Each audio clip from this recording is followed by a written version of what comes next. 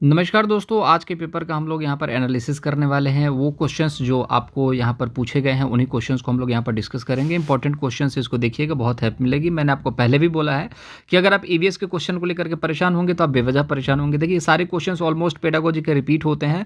EVS के 2-3 प्रश्न थोड़े से परेशान करने वाले होते हैं, वो डालना इंपॉर्टेंट होता है। अब यहाँ पर देखिए कि बाकी के जो क्वेश्चंस हैं बहुत बड़ी रिपीट हुए हैं, वो क्वेश्चंस आज ईवीएस में दोबारा से रिपीट हो गए हैं, जैसे कि ठंडा रेगिस्तान के बारे में। और ये सारी चीज़ें ऑलमोस्ट मैंने पढ़ाई हुई है। रेगिस्तान के बारे में जब मैंने पढ़ाया था तो इस चीज़ के बारे में, जब खेजड़ी वृक्ष के बारे में पढ़ाया था तो मैंने बताया था कि खेजड़ी वृक्ष जो है ये कहाँ पर, राजस्थान में पाया जाता है। ठीक है, और इसको छायादार वृक्ष भी कहा जाता है क्योंकि इसमें पत्तियां होती हैं। अब एक हम लोगों ने रेगिस्तानी ओक के बारे में पढ़ा है, जिसमें छायादार वृक्ष नहीं कहा जाता क्योंकि उसमें पत्तियां नहीं होती हैं। और वो जो होता है वो कहाँ, ऑस्ट्रेलिया में पाया जाता है। खेजड़ी जो है राजस्थान में। अब राजस्थान में जो घर बनाए जाते हैं वो मिट्टी के बनाए जाते हैं और कटीली झाड़ियां रखी जाती है। दूसरी चीज ये है कि राजस्थान में आपको देखने को मिलता है रेगिस्तान है, तो बच्चों ने क्या करा है, ठंडा रेगिस्तान बना दिया है किसको, राजस्थान को। लेकिन जबकि ये गलत है।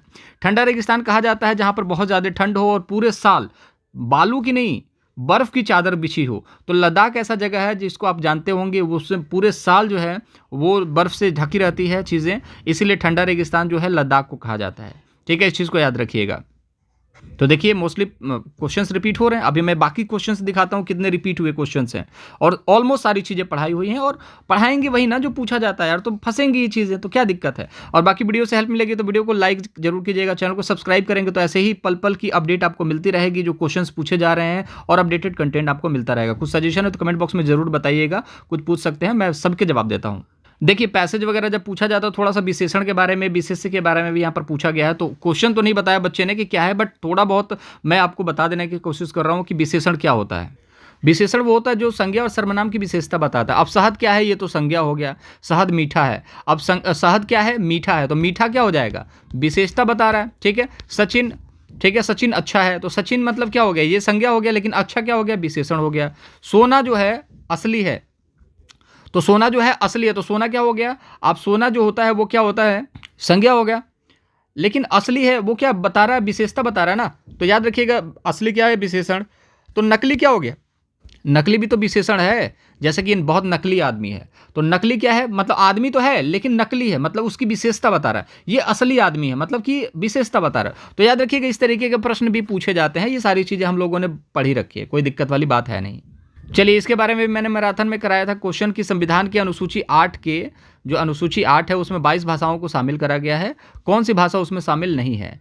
तो आपको पता है कि उसमें आपके तमिल भाषा है, ठीक है, मलयालम है, संस्कृत है, अंग्रेजी नहीं है। मैंने आपको बताया था कि अंग्रेजी भाषा जो है वो यहाँ पर शामिल नहीं है। अब बच्चे ने जिस तरीके के क्वेश्चन बताया उसी हिसाब से मैंने आपको क्वेश्चन डिजाइन कर दिया, लेकिन ये अनुसूची से सवाल बना था, उस चीज़ के बारे में मैंने आपको बता दिया। ठीक है, तो यहाँ पर अनुसूचियों से रिलेटेड सवाल बनते हैं। जैसे मैंने आपको बताया था कि जो हिंदी है वो राष्ट्रभाषा नहीं है, हमारी राजभाषा है। लेकिन दुख ये है कि आज भी बहुत सारे बच्चे सीटेट की तैयारी करने वाले कमेंट बॉक्स में कहते हैं तुम्हें पता नहीं है राष्ट्रभाषा है हिंदी। ठीक है, तो उनको राजभाषा के बारे में ही नहीं पता है। अब दूसरी जो सहायक राजभाषा है, जैसे हिंदी की सहायक है वो है अंग्रेजी। ठीक है, लेकिन इसको 8वीं अनुसूची में शामिल नहीं किया गया, इस चीज को याद रखेंगे।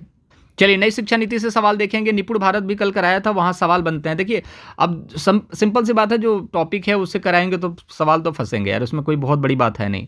राष्ट्रीय शिक्षा नीति 2020 किस पर बल देती है, तो याद रखिएगा लचीला पाठ्यक्रम। मैंने आपको पहले ही बताया था, लचीला बहुस्तरीय, मतलब बहुत सारे स्तर पर गतिविधियों को लेकर के अगर बात करें तो याद रखिएगा यही वाला आंसर होगा। क्योंकि हर एक बच्चा जो है, मान के चलो कि किसी स्तर पर है। अब मान के चलो कि आपका जो लेवल है बिल्कुल बेसिक है, अब मैं जो है थोड़ा सा एडवांस लेवल से चीज़ें पढ़ाना स्टार्ट कर दूं तो आप तो पीछे छूट जाओगे।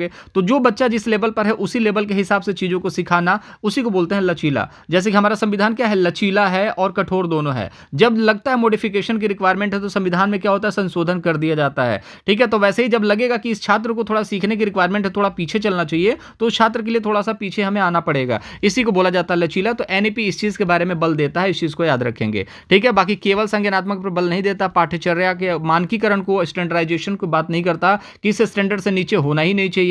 याद रखिए, हर बच्चे को 50 में से 40 लाना ही लाना है, अगर इससे नीचे आया तो समझ लेना खैर नहीं, ये सारी चीज़ें नहीं। और स्मरण कौशल की तो बात ही गलत है। आप पेडागोजी मान के चलो पढ़ रहे हो, पेडागोजी आप याद करके जा करके वहां पर सिलेक्शन ले सकते हो क्या किसी भी एग्जामिनेशन में, या फिर आप बताओ सीटेट पास कर सकते हो पेडागोजी याद करके? नहीं, ये मेमोरी बेस्ड है, आपके दिमाग में चीज़ें जानी चाहिए, आपके व्यवहार में दिखना चाहिए पेडागोजी। इस चीज़ को याद रखिएगा, याद करने से काम नहीं चलेगा।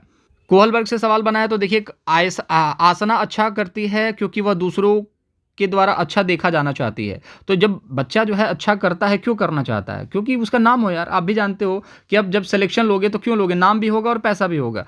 तो हर बच्चा जो जिस एज में होता है ना, उस एज के हिसाब से अगर मैं बात करूँ, पारंपरिक जो एज होती है वो होती है 10 से लेकर के 14 साल तक की जो अवस्था, इसमें बच्चा जो है दूसरों को इंप्रेस करता है अच्छा दिखने के लिए, अच्छा करने के लिए, ठीक है। तो यहाँ पर अच्छा देखा जाना चाहती है अगर कोई लड़की है। क्यों दिखना चाहती है? क्योंकि वो इस एज में है, 10 से 14 वाले इंप्रेस करने वाले एज में। इसको याद रखिएगा।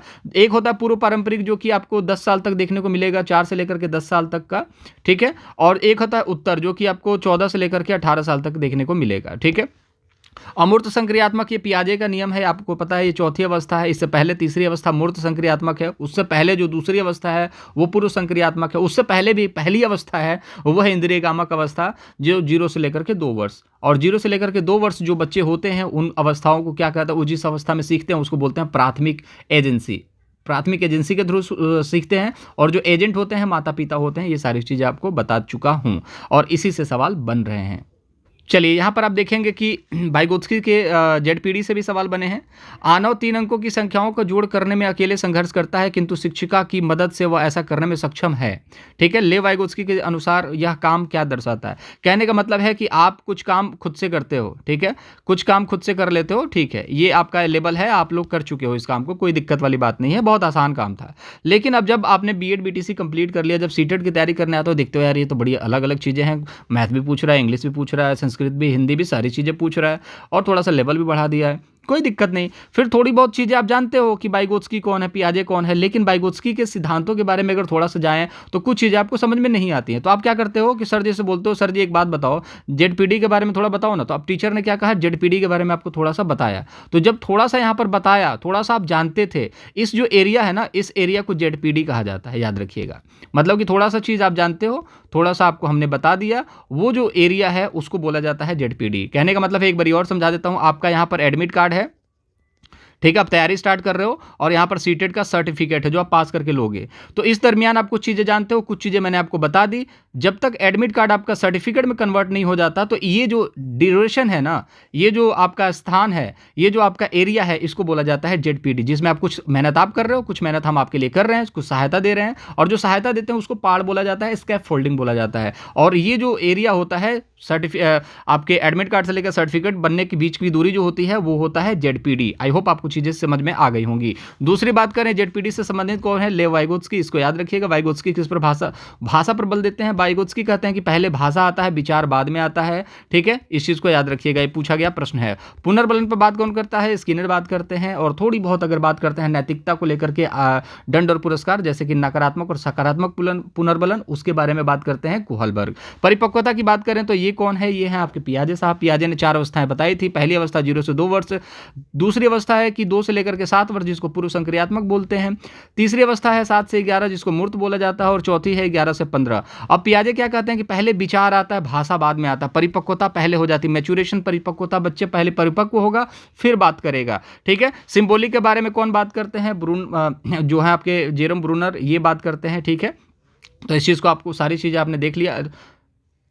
अब चलिए नेक्स्ट क्वेश्चन पे चलते हैं। ये सारी चीज़ आपको समझ में आ गई। जेडपीडी से रिलेटेड कौन है, ये वाइगोत्स्की। और थोड़ा सा सहायता देने को, जैसे आप कुछ चीज़ें जानते हो, कुछ चीज़ें आपको सहायता से मिल जाए, उसको बोला जाता है जेडपीडी। चलिए, सीरीज वाले भी प्रश्न आते हैं, इसको याद रखिएगा। आप लोग थोड़े से टफ बना दिए जाते हैं, कभी कभी आसान बना दिए जाते हैं। तो यहाँ पर देखिए 2 और 3 हो जा रहा है, 3 से आप 7 हो जा रहा है, 7 से आप देखोगे तो 16 हो जा रहा है, 16 से 32 हो जा रहा है, 32 से यहाँ पर क्या हो जा रहा है, 57 हो जा रहा है। तो कैसे होगा ये देखिएगा आप। पहले यहाँ पर देखेंगे 1 का स्क्वायर, फिर 2 का स्क्वायर, फिर 3 का स्क्वायर, फिर 4 का स्क्वायर, फिर 5 का स्क्वायर, फिर 6 का स्क्वायर, ठीक है। तो 1 का स्क्वायर इसमें प्लस करेंगे तो कितना होगा, 2 + 1 3। अब 3 में 2 का स्क्वायर अगर हम करेंगे तो 2 का स्क्वायर 4 और प्लस 3 जोड़ेंगे तो 7 हो जाएगा। अब फिर 3 का स्क्वायर करेंगे 9, और 9 में 7 जोड़ेंगे तो 16, फिर 4 का स्क्वायर करेंगे 16, 16 में 16 जोड़ेंगे तो 32। अब 5 का स्क्वायर करेंगे 50, 25 और 32 जोड़ेंगे तो 57। अब 6 का स्क्वायर करेंगे 36 और 57 में इसको जोड़ देंगे तो कितना हो जाएगा आपका 93, ठीक है। तो याद रखिएगा ऑप्शन नंबर बी जो हो जाएगा आपका राइट आंसर। तो इस तरीके के सवाल बनेंगे। चलिए, एक संप्रदाय को पढ़ाते समय एक शिक्षिका का एक ऐसा उदाहरण दे रहा है, एक शिक्षक जो है एक ऐसा उदाहरण दे रहा है जिसमें उस संप्रदाय से जुड़ी श्रेणी का सबसे महत्वपूर्ण मूल विशेषताएँ हैं। ऐसे उदाहरण को क्या कहा जाता है? तो देखिए, जहाँ पर भी आपको भ्रांति की बात आएगी तो भ्रांति तो आपका गलत हो गया, गैर उदाहरण तो ऐसे ही गलत हो गया। एक अपवाद के रूप में बात करना मतलब कि किसी ऐसे चीज़ के, जैसे एक ऐसा क्वेश्चन पढ़ा दूँ जो कभी-कभी आ सकता है आपके पेपर में, तो उसका क्या औचित्य, कोई मतलब है? लेकिन उन क्वेश्चंस को मैं पढ़ाऊँ जो बार-बार पूछे जाते हैं, उससे आपका फ़ायदा है। लेकिन दिक्कत ये, बच्चे एक अपवाद क्वेश्चन को पढ़ने में लग जाते हैं कि वो क्वेश्चन जो नए-नए आ रहे हैं। अरे नए छोड़ो ना, जो पुराना है वही आएगा, वही गोल्डन है, वही सदाबहार है, ठीक है? तो याद रखिएगा। तो 3 तो ऑप्शन गलत हो गया, आपको ऑप्शन नंबर 3 पता नहीं था, फिर भी आपने इसको सही कर दिया। क्यों सही कर दिया? क्योंकि 3 आपको 100% पता है कि तीनों गलत हैं।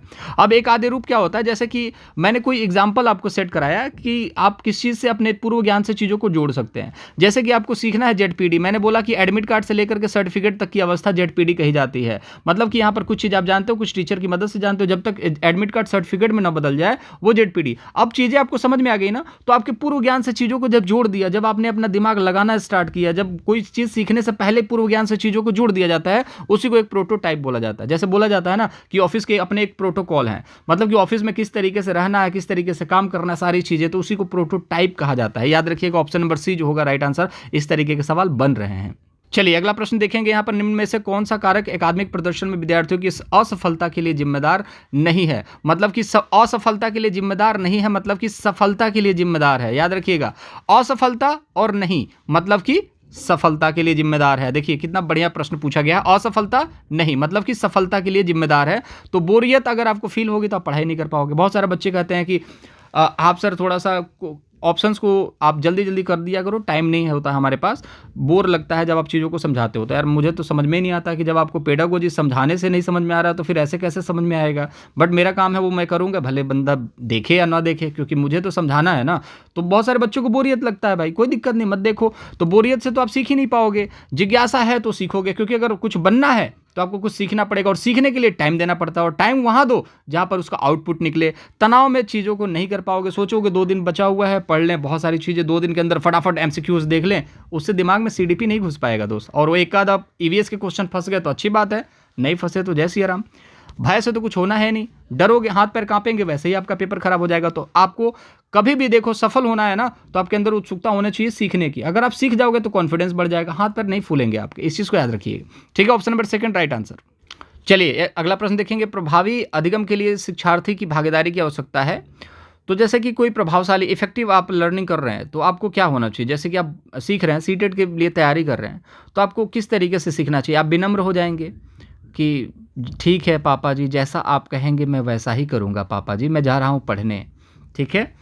आप विनम्र हो जाओगे तो क्या चीज़ें सीख जाओगे क्या? प्रभावी अधिगम के लिए इम्पोर्टेंट है नहीं, आपकी सक्रियता इंपॉर्टेंट है। आप कितने लगन के साथ पढ़ रहे हो, जो चीज़ें पढ़ाई जा रही हो उसका रिवीजन कर रहे हो, लगे हुए हो, तो इसको बोलते हैं सक्रिय। के बारे में कौन बात करता है? एनईपी बात करता है कि बच्चों को सक्रियता के साथ जोड़ना है चीज़ों को, बाहरी ज्ञान से, पूर्व ज्ञान से।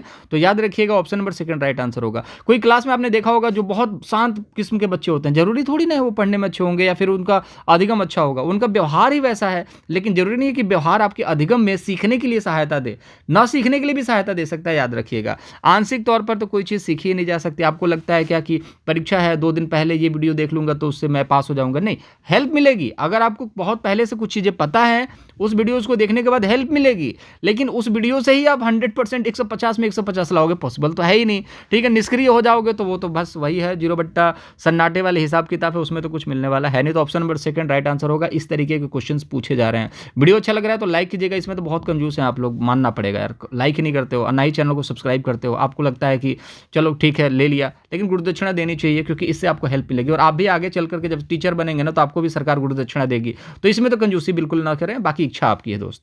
चलिए यहाँ से तो सवाल बनते ही हैं कि निम्नलिखित में से कौन किसी व्यक्ति के हाथ से आंख की तालमेल, संतुलन और शारीरिक निपुणता की क्षमता को प्रभावित करता है? अब देखिए बहुत सारी चीज़ें पता है आपको, डिस्कैलकुलिया गणित से संबंधित जो प्रॉब्लम्स होती है, जैसे 60 को 0.6 लिख दिया, तो इस तरीके की प्रॉब्लम। डिसलेक्सिया पढ़ने में जो दिक्कत होती है, डिफेजिया भाषा से संबंधित अगर कोई बात है, डिफेजिया अफेजिया जिसको हम बोलते हैं, जैसे कि उच्चारण, जैसे कि आप गद्यांश पढ़ रहे हो, ठीक है, गद्यांश को ढंग से नहीं पढ़ पाते हो, रुक जाते हो, आपको बोलने में थोड़ा सा दिक्कत होता है, लंबे शब्दों को नहीं बोल पाते हो, उसको डिस्फेजिया बोला जाता है। एक अप्रेक्सिया होता है दोस्त। मैंने आपको सारी चीज़ें करा रखी हैं, अब ये मत बोलना कि मैंने कराया नहीं है। तो देखिए यहाँ पर तो भाषा से संबंधित है, लेकिन यहाँ पर क्या लिख रहा है, किसी व्यक्ति की हाथ से आंख की तालमेल, मतलब कि आप बोल रहे हो, ठीक है, चाहे आप देख रहे हो और यहाँ पर लिख रहे हो, अब पता चले देख रहे हो ये लाइन बना हुआ है और लाइन से लिखते ही यहाँ पर पहुँच गया आपका लाइन, ठीक है। मैं एक तरीके से यहाँ पर बता दूं, जैसे राम ऐसे लिखो, आम ऐसे लिख रहे हो, मतलब चीज़ें समझ में नहीं आ रही हैं, आप कहाँ लिख रहे हो, तो ये तालमेल नहीं बैठ पा रहा है आपका, उसको बोलते हैं डिस्प्रैक्सिया। मतलब कि आपके ना किस में दिक्कत है, आपके हाथों के कंट्रोल में दिक्कत है, मतलब मोटर स्किल में दिक्कत है। तो जहां पर भी आपके मोटर स्किल में दिक्कत है, चाहे आंखों से रिलेटेड हो, हाथ से रिलेटेड हो, पैर से रिलेटेड हो, उसको डिस्प्रैक्सिया बोलते हैं। एक होता है अप्रैक्सिया, याद रखिएगा, अप्रैक्सिया। अप्रैक्सिया के बारे में हम आपको बता दें कि इसको बोलते हैं मोटर स्पीच से रिलेटेड दिक्कत होती है। मोटर स्पीच मतलब क्या होता है, जैसे मैंने आपको पहले ही बताया था, जैसे किरण ऐसे बोलता था ना शाहरुख खान, तो ये जो है ना मोटर स्पीच दिक्कत है, मतलब उसको अप्रेक्सिया है। लेकिन अब देखोगे जैसे कि कोई बच्चा लिखते समय लिख नहीं पाता है, लिखने में कठिनाई महसूस करता है, या फिर बोलते समय कठिनाई महसूस करता है, ठीक है ना, बोलने वाली बात नहीं है, जैसे कि आप तो एकदम धीरे धीरे बोलते हो, जैसे कि देखो कठिनाई का मतलब क्या होता है, जैसे कुछ लोग ऐसे बोलते हैं कि मम्मी जी मैं आज घर जाऊंगा, मैं आज स्कूल नहीं जाऊंगा, तो ये किस चीज में दिक्कत हो रहा है, उसके स्पीड में दिक्कत है, मतलब बोलने की स्पीड में दिक्कत आ रही है, उसको डिस्प्रेक्सिया कहते हैं। लेकिन अप्रेक्सिया किस में करते हैं, जैसे कि बच्चा बोल ही नहीं पा रहा है, जैसे कि किरण मम्मी मैं आज स्कूल जाऊंगा, इस तरीके से बोल रहा था। मैं मजाक नहीं उड़ा रहा, मैं चीजों को बताने की कोशिश कर रहा हूं, इसको अदरवाइज मत लेना यार आप लोग, ठीक है। तो अप्रेक्सिया मतलब मोटर स्किल, स्पीच में दिक्कत, स्पीच मतलब बोलने में दिक्कत, और डिस्प्रेक्सिया मतलब बोलने की जैसे मोटर की गति में दिक्कत, मतलब स्किल में दिक्कत है उसके, ठीक है। तो याद रखिएगा डिस्प्रेक्सिया में क्या होता है, स्पीड में कमी देखने को मिलती है, ठीक है। और स्पीच में क्या देखने को मिलता है, स्पीच में आपको देखने को मिलेगा कि बच्चा जो है वो थोड़ा सा रुक रुक करके या फिर बोलने में दिक्कत होती है, ठीक है, याद रखिएगा। स्पीच, आप डिस्प्रेक्सिया और अप्रेक्सिया चीजें समझ में आ गई होंगी। चलिए, निपुण से सवाल बना था तो इसका फुल फॉर्म देख लीजिए। तो निपुण का फुल फॉर्म होता है national initiative for proficiency. Proficiency मतलब निपुणता की बात की जाती है, किसी चीज़ में कितने दक्ष है। इनिशिएटिव मतलब कि चीज़ों को आगे आना, जैसे कि किसी चीज़ का इनिशिएट करना, ठीक है। नेशनल मतलब राष्ट्रीय स्तर पर। Reading with understanding, reading with understanding का मतलब क्या होता है, रीडिंग विथ अंडरस्टैंडिंग मतलब कि आपने एक चीज़ पढ़ा कि मत, अब मत का मतलब क्या होता है, कि मत का मतलब होता है मत दो, ठीक है ना। मत का मतलब होता है मतलब कि नहीं, नो। और एक मत का मतलब होता है वोट, ठीक है ना, कि वोट देना मैं मत देने जा रहा हूं, मतलब ठीक है, तो मत दो। तो हमने बोला कि मत दो, अब मैंने बोला कि मत दो, तो आप क्या सीखना चाहते हो, मत दो। मत दो मतलब कि क्या, आप वोट देना चाहते हो या फिर नहीं देना चाहते। तो ये इंपॉर्टेंट होता है, इसका मतलब भी समझ में आना चाहिए बच्चे को। ऐसा नहीं सिर्फ पढ़ना आना चाहिए, पढ़ने के साथ साथ उसकी अंडरस्टैंडिंग भी होनी चाहिए, जो चीज पढ़ रहा है उसका मतलब आ रहा है कि नहीं। जैसे गया गया गया, अब इसका अब मतलब क्या है, तो गया गया गया, इसका मतलब उसके अंदर अंडरस्टैंडिंग चेक करी जा रही है कि अंडरस्टैंडिंग है कि नहीं। और नंबर की भी अंडरस्टैंडिंग चेक करी जाएगी कि 4 × 4 जो होता है 16 होता है, तो 4 + 4 कितना होगा, तो 16 हो, 4 + 4 8 हो जाएगा। या फिर उसको लिखने के लिए बोला जाएगा 16 लिखो, तो बच्चा ऐसे 16 लिखेगा। 16 लिखो तो 16 लिखेगा, ठीक है ना। तो इस तरीके से जो है बच्चों को समझ के साथ में पढ़ना और न्यूमेरिकल्स अंक गणित को सिखाना है। और इसका जो क्राइटेरिया है कब तक रखा गया है, तो देखिए ग्रेड 3 तक रखा गया है, 2026-27 तक का यहाँ पर टारगेट रखा है। ग्रेड 3 के बच्चे जब होते हैं वो कितने साल तक के हो जाते हैं, 9 से 10 साल तक के लिए हो जाते हैं। लेकिन यहाँ पर देखिएगा 3 से 9 साल तक के बच्चों की अगर हम बात करेंगे, तो 3 से 9 साल तक के बच्चे जो होते हैं क्लास 3 तक होते हैं। तो क्लास 3 या फिर उम्र की बात करें तो 3 से 9 साल तक, इसको याद रखेंगे। और यहीं को 2026 से लेकर के 27 तक के लिए यहाँ पर सक्षम बनाने की बात की जा रही है कि बच्चों को ये सारी चीज़ें आ जानी चाहिए, क्योंकि अब देश आगे बढ़ रहा है, ठीक है। तो इस चीज़ को याद रखिएगा, ये जरूरी है। चलिए यहाँ पर देखेंगे प्राथमिक स्तर पर भाषा सीखने सिखाने की सबसे पहली शर्त क्या है। तो देखिएगा भाषा सिखाने की सबसे पहली जो शर्त होती है, आपने भाषा कैसे सीखी है। आपके माता पिता ने आप लोगों को क्या किया, पाठ्य पुस्तक दिखाया था क्या, कि ये देखो बेटा एप्पल, एप्पल का फोटो देखो, आपने ऐसे सीखा, नहीं सीखा होगा, ना ही आपके घर में कोई सीख पाएगा और ना ही आपने देखा होगा अपने घरों में। बाल साहित्य का इतिहास मैंने छोटा भीम दिखाया, पोगो दिखाया, ये सारी चीज़ें दिखाया, टॉम एंड जेरी दिखा दिया, ठीक है। टॉम एंड जेरी हमारे समय में ऐसे था, तुम्हारे समय में, मतलब साहित्य, बाल साहित्य दिखा दिया, चाचा चौधरी की साहित्य को दिखा दिया। इसे सीखोगे, नहीं सीखोगे यार। पोस्टर चार्ट, बहुत सारे पूरे दीवारों को पेंट कर दिया, ठीक है। तो इससे क्या बच्चे सीख पाएंगे, चार्ट पेपर लेकर के हर जगह लगा दिया, कार्टून लगा दिए, तो इससे बच्चा बोलना सीखेगा क्या। तो भाषा सीखने की बात की जा रही है, भाषा में ग्रोथ की बात नहीं की जा रही। भाषा में ग्रोथ, जैसे आप चीज़ों को सीख जाते हो, जैसे कि देखिए पेडागोजी के टैग वर्ड आपने सीख लिए, पेडागोजी के टैग वर्ड सीख लोगे ना, तो टैग वर्ड क्या करते हैं, जैसे कि आपने पेडागोजी कुछ हद तक जानते हो और टैग वर्ड के सहारे क्या करोगे ना, उसमें वृद्धि कर सकते हो इस कोर्स में। लेकिन आपको पेडागोजी बिल्कुल आती ही नहीं है, आपको पियाजे के बारे में पता ही नहीं है, आपको भाषा अधिगम के बारे में पता नहीं, आपको तो ये भी नहीं पता अधिगम क्या होता है, तो आपके टैग वर्ड किस काम का। तो याद रखना, पहली जो शर्त होती है वो होती है किसी भी चीज़ की, यहां पर संप्रेषण मतलब कि कम्युनिकेशन। किसी भी चीज़ से आप बात करेंगे, जैसे पेडागोजी से आप बात करेंगे मतलब कम्युनिकेट करेंगे, जब उस चीज़ को पढ़ेंगे तो आपको लगेगा यार हाँ कि अब ये शब्द जो है बोल रहे हैं मुझसे कि हाँ मुझे पढ़ो, ठीक है। तो कम्युनिकेशन इंपॉर्टेंट है, भाषा सीखने के लिए कम्युनिकेशन इंपॉर्टेंट है। तो याद रखिएगा, निवेश, समृद्धि, संप्रेषण का वातावरण इंपॉर्टेंट है, इस चीज़ को याद रखेंगे। अब बाकी ये सारी चीज़ें इंपॉर्टेंट नहीं है भाषा सीखने के लिए। भाषा को सीख चुके हो तो थोड़ा सा इसमें इन्हेंस करा जा सकता है, भाषा अधिगम को बढ़ाया जा सकता है, लेकिन सीखने के लिए तो भैया कम्युनिकेशन चाहिए। माता पिता बात करते हैं, बच्चा टुक टुक टुक टुक देखता है कि यार क्या बात कर रहे हैं पापा, ठीक है, और उसी चीज़ को दोहराने की कोशिश करता है, ठीक है। तो ये सारी चीज़ें हैं, कम्युनिकेशन बच्चा देख करके सीखता है। और ये टुक टुक टुक टुक देख करके सीखता क्या है, क्योंकि एलईडी के बारे में आपको पता है, चौमस्की साहब ने बताया था, ये भी प्रश्न आज पूछा गया है, लेकिन एमसीक्यूज फॉर्म में मैंने नहीं बनाया। कितने क्वेश्चंस बनाऊं यार, ऑलमोस्ट बहुत सारे क्वेश्चंस रिपीट होते हैं, मैंने बाकी क्वेश्चंस करवा ही रखे हैं पहले भी, तो उन क्वेश्चंस को देख रहे हैं जो इंपॉर्टेंट है। बाकी एलईडी से सवाल बना ही है, बाकी कुछ क्वेश्चंस बन जाएंगे, छूट जाएंगे तो शाम के टाइम पर डिस्कस कर लेंगे। अगर आप लोग कमेंट करोगे कि हाँ सर और भी क्वेश्चन करवाइए तो करवाऊंगा, नहीं क्वेश्चन करोगे, अगर आप नहीं पढ़ना चाहोगे तो मैं कैसे करवा पाऊंगा, आप ही बताओ, ठीक है। बच्चे कहते हैं डेली बेसिस पर एनालिसिस करो, इसलिए मैं कर रहा हूँ, मेहनत कर रहा हूँ आप लोगों के लिए, लेकिन आप लोग गुरुदक्षिणा ही नहीं देते हो, ना सब्सक्राइब करते हो, ना ही वीडियो को लाइक करते हो, ठीक है।